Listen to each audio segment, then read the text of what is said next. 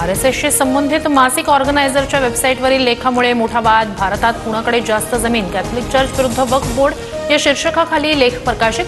Catholic सर्वात मोठ्या गैरसरकारी जमीन मालक असल्याचा सुद्धा दावा।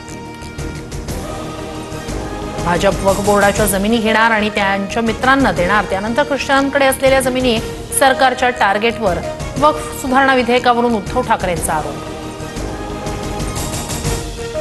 बर्फाच्या लादीवर झोपवून मारू असं काही जण बोलत होते, काहींच्या डोक्यात हवा गेली होती।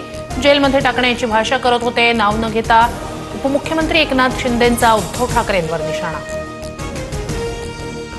शिवसेना फोडायची आणि मोदींच्या पायात नेऊन ठेवायची, हाच एकनाथ शिंदेंचा ड्रीम प्रोजेक्ट। संजय राऊतांचा जोरदार हल्ला। काँग्रेस राष्ट्रवादी जशी संपुष्टात आली तसं आता पुढच्या निवडणुकीपर्यंत उद्धव ठाकरेंची शिवसेना राहणार नाही, भाजपच्या रावसाहेब दानवे यांचा दावा।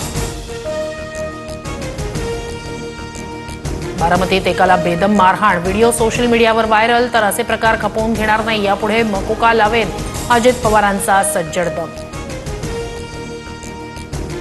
अनवधानानं आणि मस्करीनं केलेल्या वक्तव्यानं शेतकऱ्यांची मनं दुखावली असल्यास दिलगिरी व्यक्त करतो। चौफेर टीकेनंतर कृषीमंत्री माणिकराव कोकाटे नरमले। एकनाथ खडसेंना तोंड काळं करून फिरावं लागेल, वैयक्तिक आरोपांनंतर गिरीश महाजन संतापले।